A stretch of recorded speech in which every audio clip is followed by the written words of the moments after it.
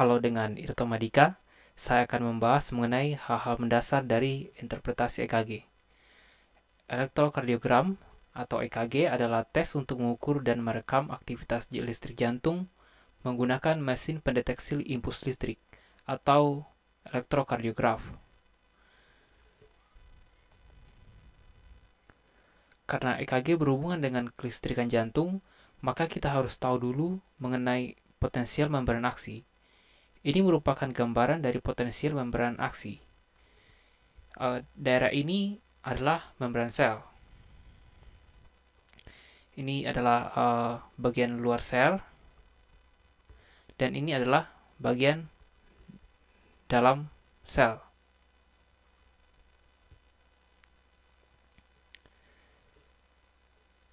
Dan ini pada keadaan istirahat, natrium lebih banyak di luar sel, sedangkan kalium lebih banyak pada bagian dalam sel. Ini natrium, kemudian ini kalium.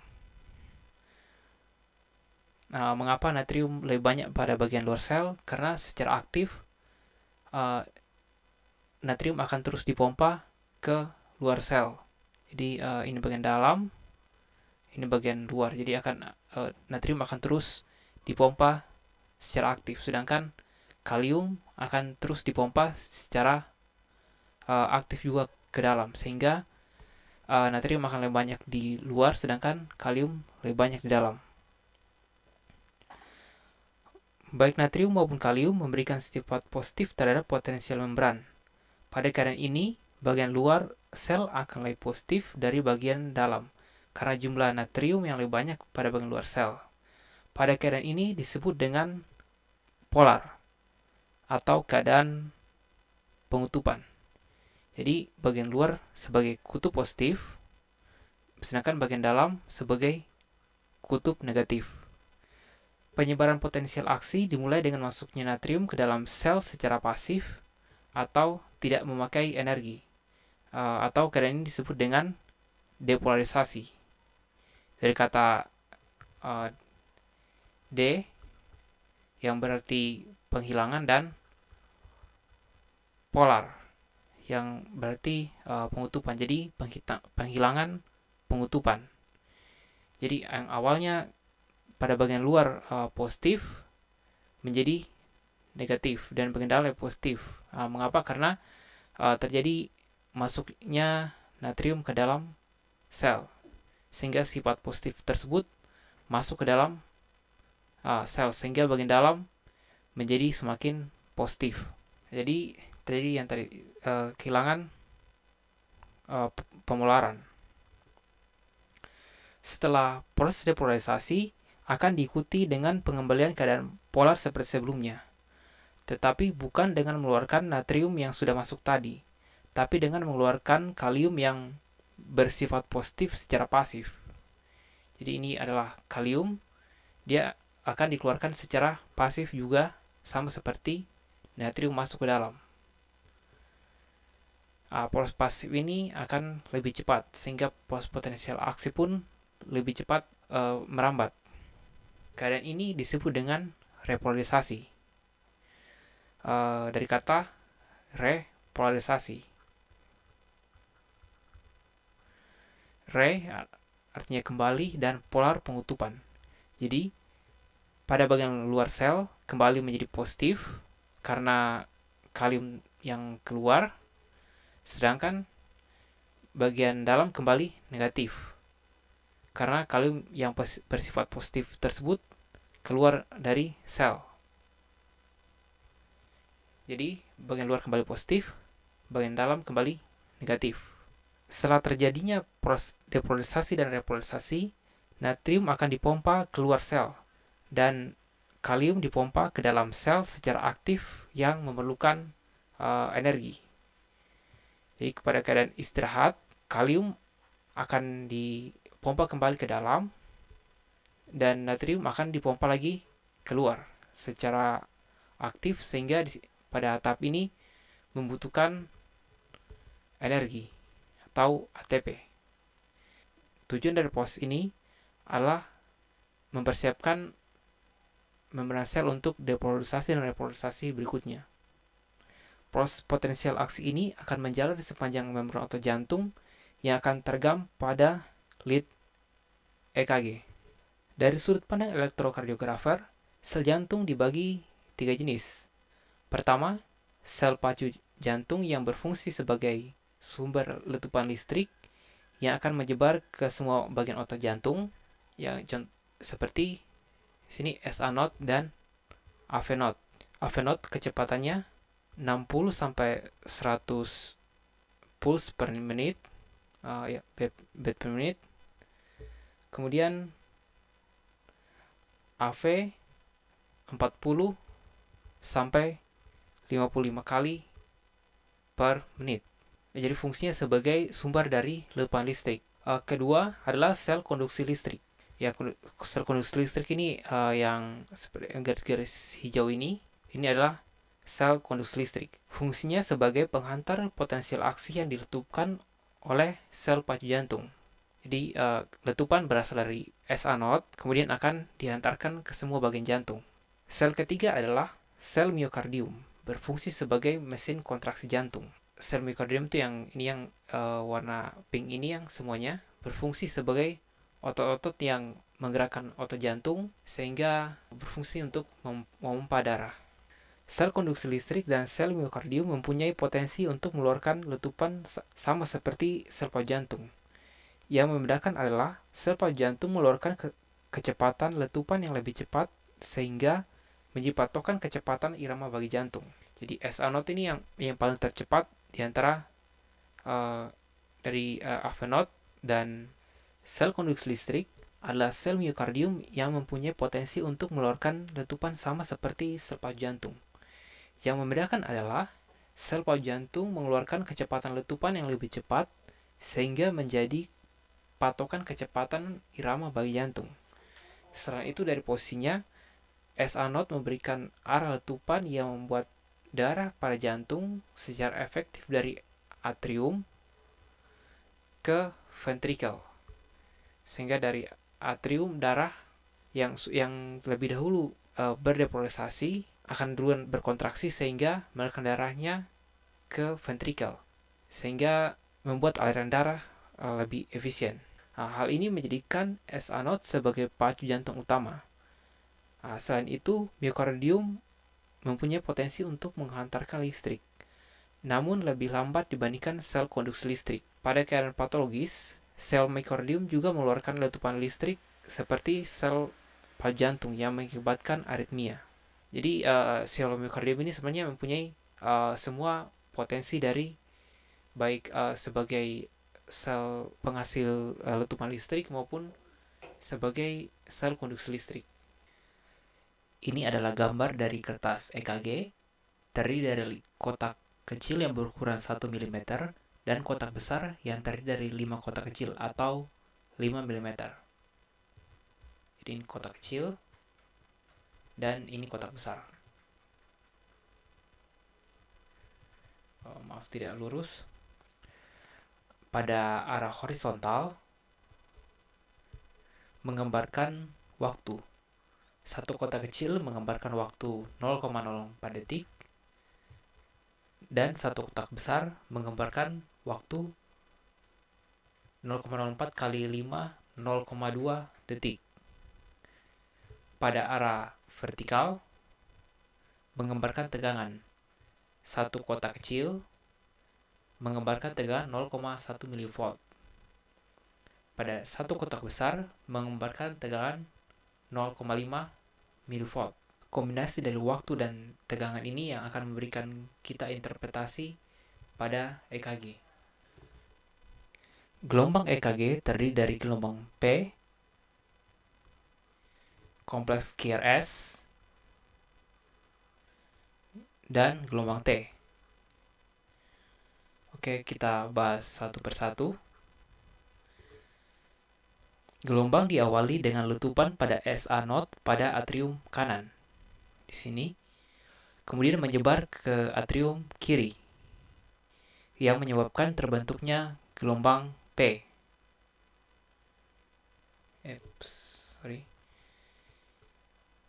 Gelombang P. Penyebaran gelombang ini juga menjalar ke ventrikel melalui AV node. Jadi sini AV node. AV node merupakan salah satunya jalur penjelaran potensial aksi dari atrium ke ventrikel. Pada AV node, penjelaran gelombang diperlambat. Tujuan dari perlambatan ini adalah memberikan waktu kepada atrium untuk lebih dahulu berkontraksi, sehingga darah yang berada pada atrium mengalir ke ventrikel.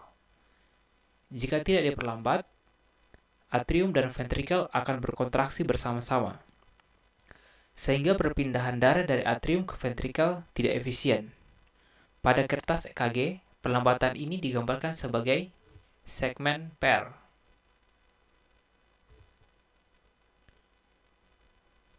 Setelah mengalami perlambatan di nodus AV, potensial aksi meneruskan penjelarannya ke ventrikel.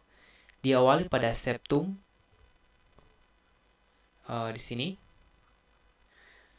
kemudian menuju ke apex. Apex di sini pada ujung jantung di sebelah kiri bawah, kemudian ke seluruh bagian jantung. Pada kertas EKG digambarkan sebagai kompleks QRS. Di sini kompleks QRS. Karena ruang ventrikel memiliki otot yang lebih besar, maka pada defleksi gelombang pada kompleks QRS lebih besar dibandingkan gelombang P.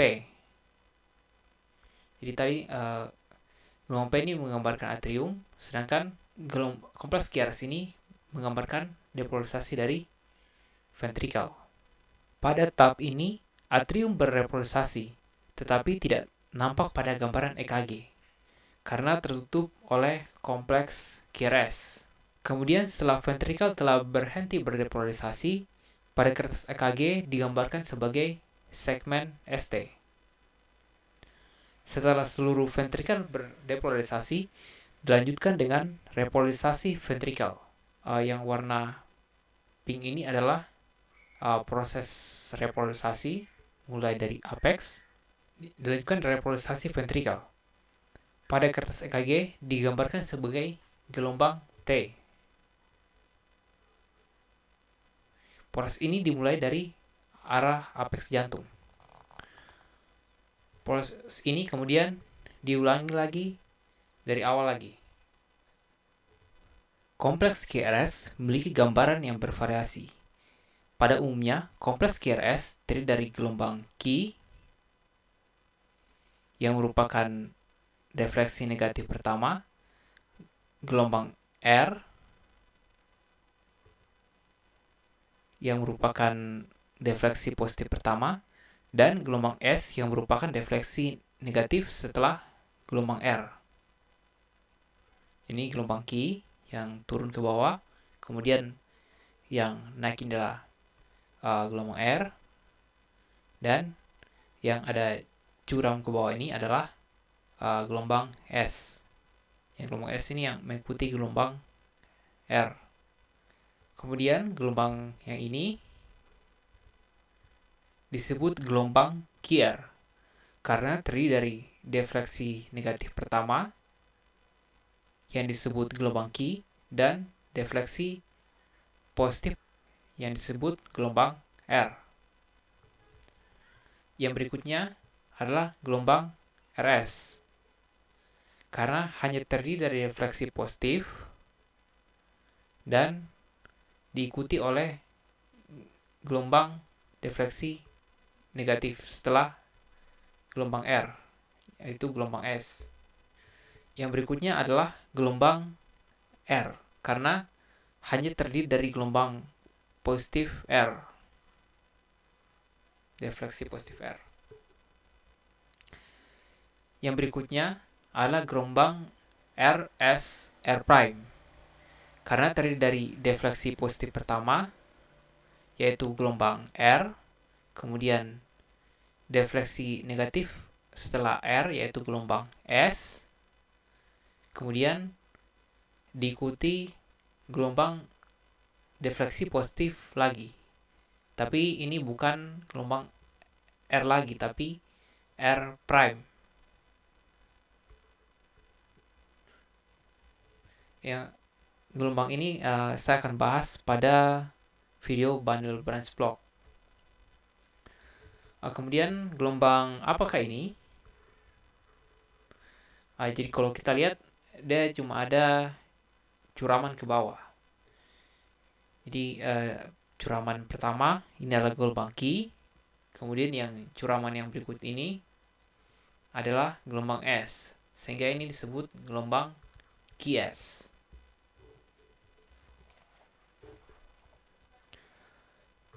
Segmen adalah garis lurus yang menghubungkan kedua gelombang.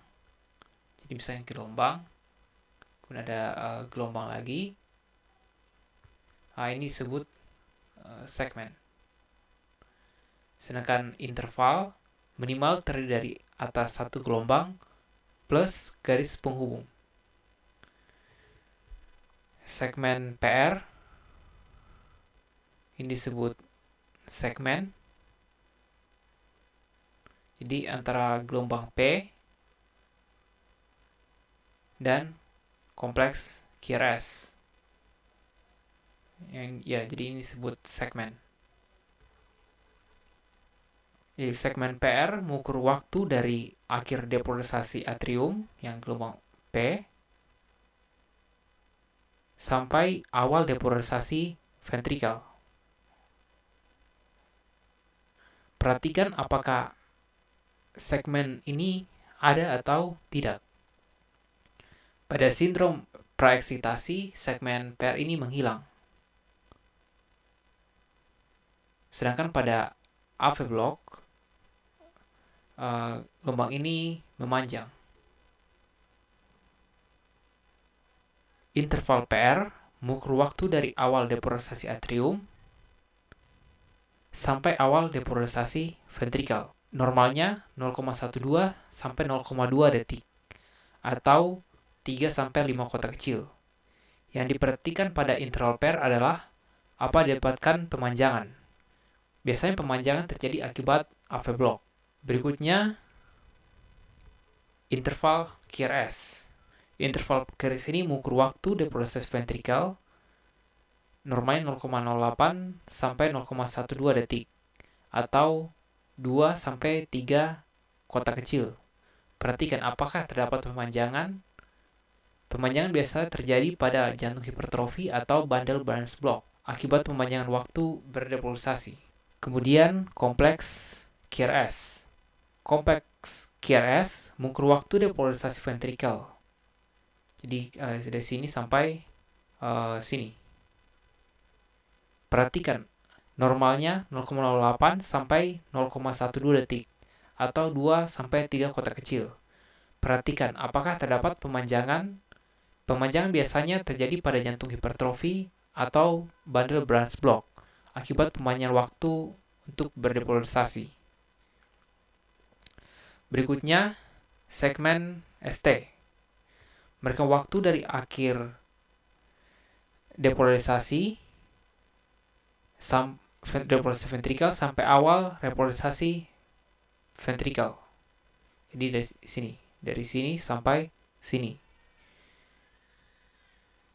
Ini disebut segmen ST. Perhatikan apakah terdapat elevasi atau elevasi itu berarti segmen ST-nya naik sampai sini atau depresi. Biasanya terjadi pada gangguan pada jantung iskemik. Seperti apakah gelombang pada EKG terbentuk? Prinsipnya adalah jika ada potensial aksi depolarisasi menuju ke arah lead EKG, maka akan menimbulkan defleksi positif.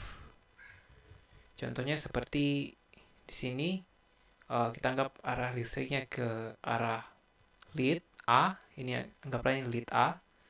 Kemudian arah listrik menuju ke sana, yang ini adalah depolarisasi, maka akan menimbulkan defleksi positif. Jadi kalau naik ke atas disebut defleksi positif. Jika ada potensial aksi depolarisasi menjauhi arah lead EKG, maka akan menimbulkan defleksi negatif. seperti pada lead B. Jika ada potensial aksi depolarisasi tegak lurus terhadap lead EKG, seperti di sini lead C ini, maka akan menimbulkan defleksi positif dan negatif, yang kita biasa sebut sebagai defleksi bifasik. Pada repolarisasi, prinsip defleksinya terbalik.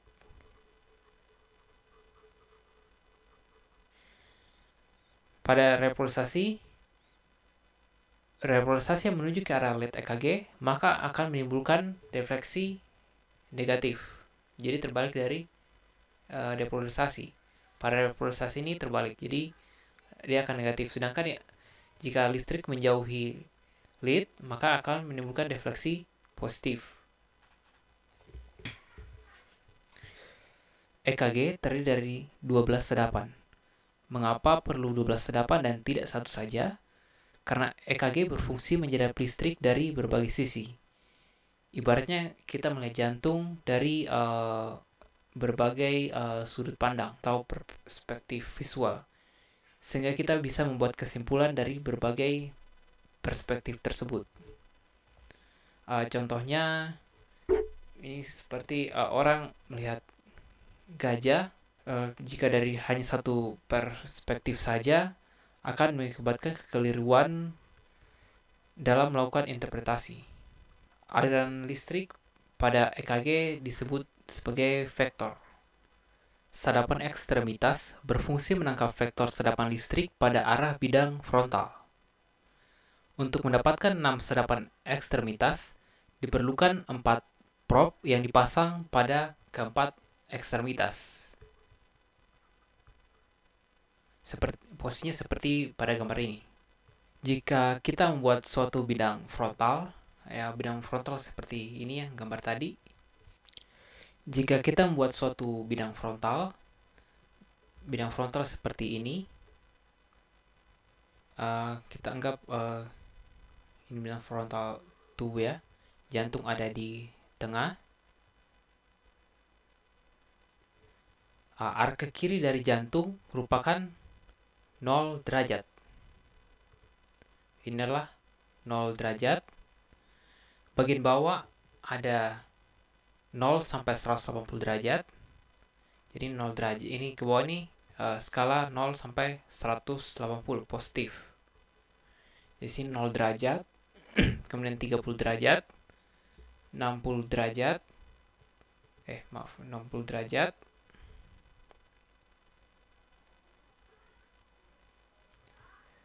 90 derajat,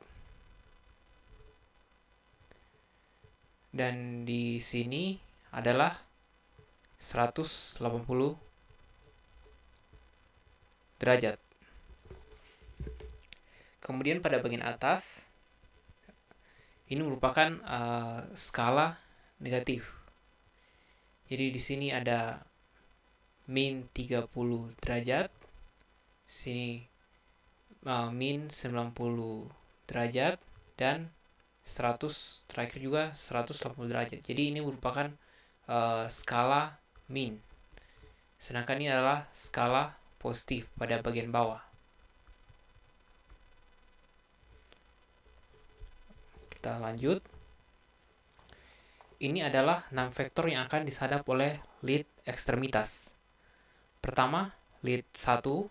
Lead ini menjadikan tangan kanan sebagai kutub negatif dan tangan kiri sebagai kutub positif.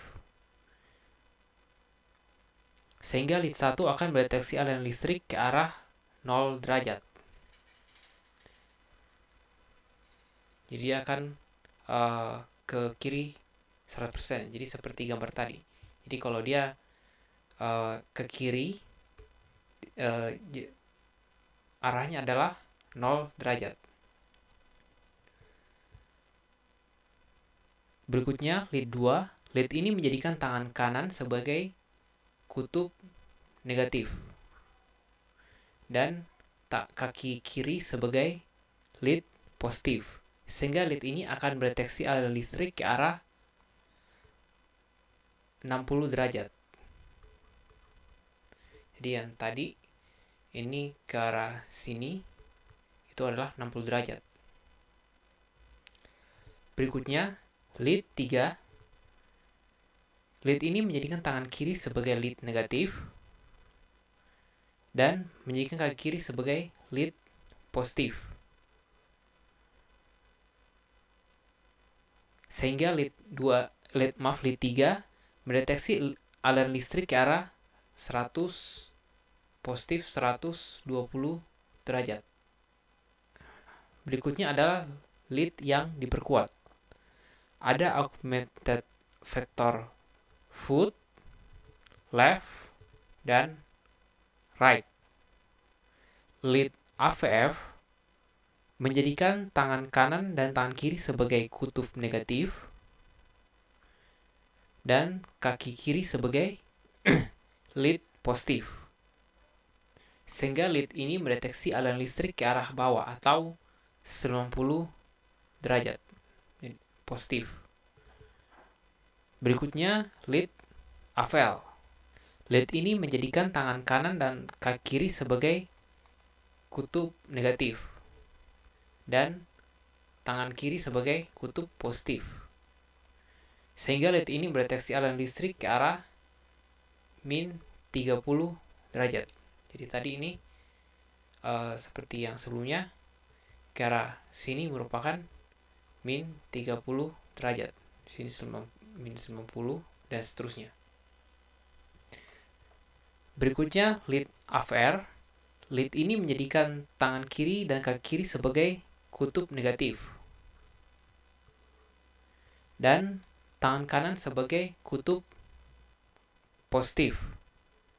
Sehingga lead ini mendeteksi aliran listrik ke arah min 150 derajat.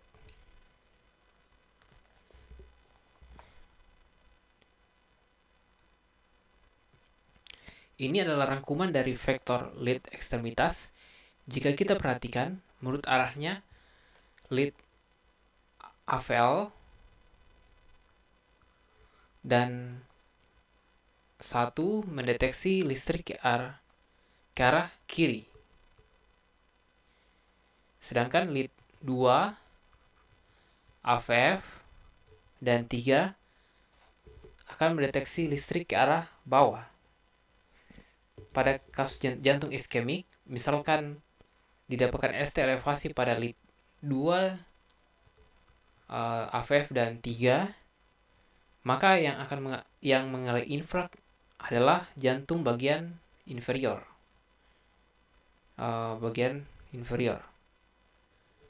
Berikutnya adalah 6 sedapan prekordial. Lead ini mendeteksi sedapan listrik pada bidang horizontal. Jadi kesini, dan kesini. Arah vektor pada sedapan ini terlihat pada gambar. Ini bagian anterior, bagian depan dada. Kemudian di sini bagian lateral.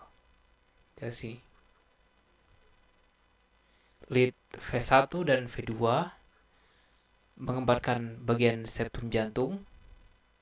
Kemudian V3 dan V4 menggambarkan daerah anterior. Dan V5 dan V6 menggambarkan daerah lateral jantung. Ini adalah rangkuman dari yang saya jelaskan dalam bentuk tabel. Jika mau dihafal, teman-teman bisa pause saja. Ini adalah gambaran EKG normal. Ini adalah lead ekstremitas.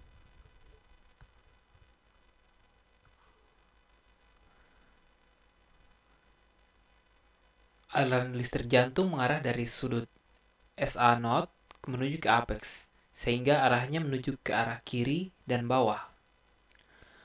Aliran listrik jantung mengarah dari sudut SA0, mesin jantung di sini SA0, kemudian dia mengarah ke apex jantung. Sehingga pada QRS-nya pada arah ke kiri dan ke bawah akan terjadi defleksi defleksi positif. Misalnya pada lead 1, 2, kemudian AVL 3 akan tampak positif. Sedangkan pada ke arah kanan dan atas yaitu lead AVR akan terjadi defleksi negatif. Ini adalah lead prekordial. Tampak pada kompleks QRS-nya V1 dan V2 mengarah ke bawah karena karena berada pada sisi kanan jantung. Sedangkan V3 tampak bifasik karena berada di atas jantung. Sedangkan V4 sampai V6 dia mengarah ke atas atau defleksi positif karena aliran listrik jantung mengarah ke kiri. Pada lead panjang yang di bagian bawah ini adalah lead 2 yang diperpanjang. Tampak gelombang P diikuti kompleks QRS dan gelombang T. Iramanya adalah sinus karena ini sumbernya dari sinus. Ini gelombang-gelombang P-nya tampak teratur dan reguler. Sehingga ini adalah EKG normal.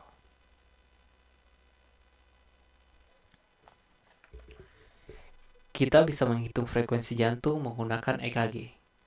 Pertama, kita tentukan jarak R to R. Ini adalah R. Kita tentukan jaraknya. Jaraknya sini tampak 2 kotak besar dan 10 kotak kecil.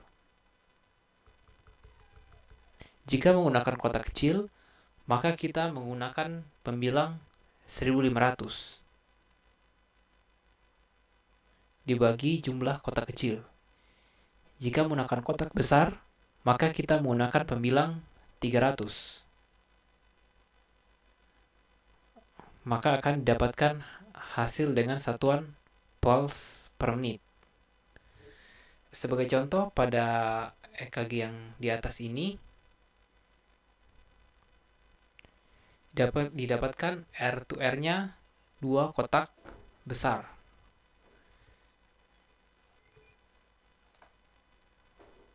Sehingga 300 dibagi 2 didapatkan 150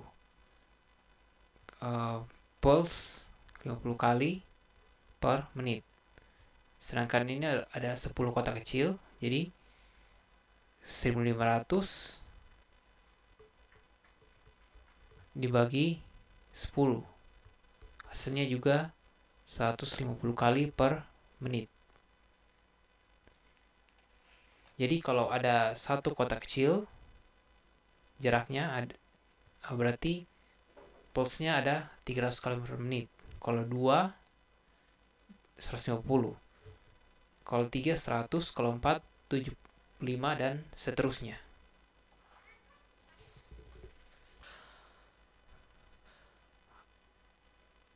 Apakah gambar EKG ini adalah gambar yang betul? Ada gelombang P, kemudian kompleks diikuti kompleks QRS, dan ada gelombang T.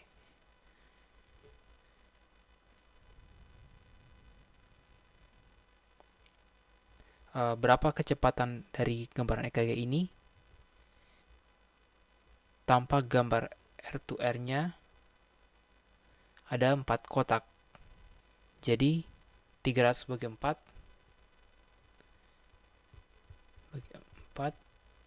sama dengan 75 kali per menit. Jadi ini adalah EKG normal.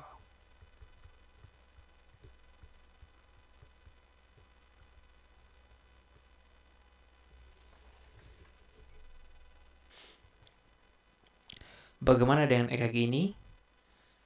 Terdapat gelombang P, kemudian kompleks QRS, dan gelombang T. Berarti kemudian iramanya sinus. R to R-nya ada 2 kotak. Jarak R to R ya. Ada 2 kotak. Berarti kecepatannya adalah 150 kali per menit. Jadi ini adalah sinus takikardi.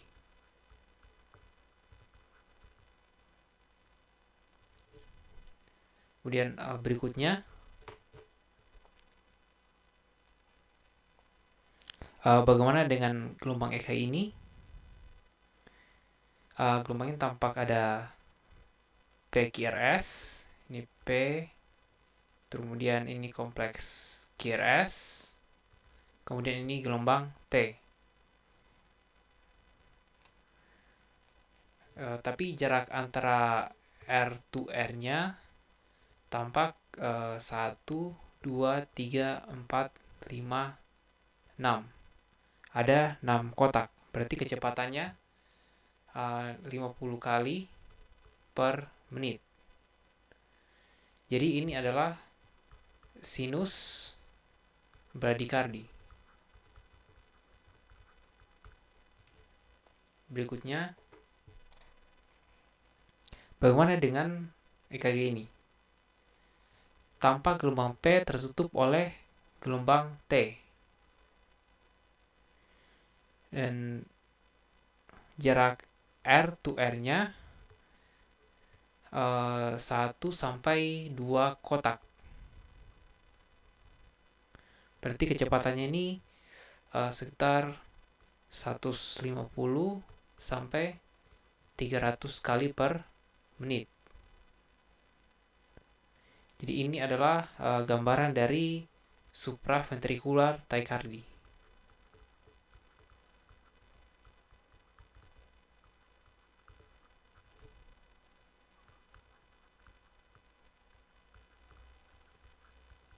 Kita akan bahas pada video aritmia. Berikutnya, bagaimana dengan gambaran EKG ini? Tampak kompleks QRS-nya melebar dan tidak tampak gelombang P. Dan jarak R to R-nya sekitar 1 sampai 2 kotak. Berarti kecepatannya 150 sampai 300 kali per menit. Jadi ini adalah gambaran dari ventricular tachycardy.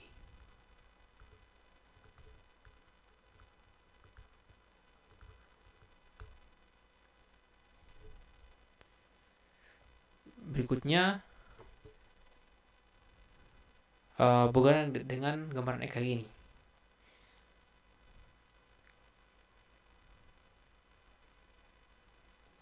Tampak di sini ada gambaran PR interval yang memanjang, jadi yang cukup bervariasi. Jadi di sini terjadi blok pada nodus AV, sehingga setelah gelombang P terjadi perlambatan yang lebih lama setelah kompleks QRS. Jadi ini adalah AV block.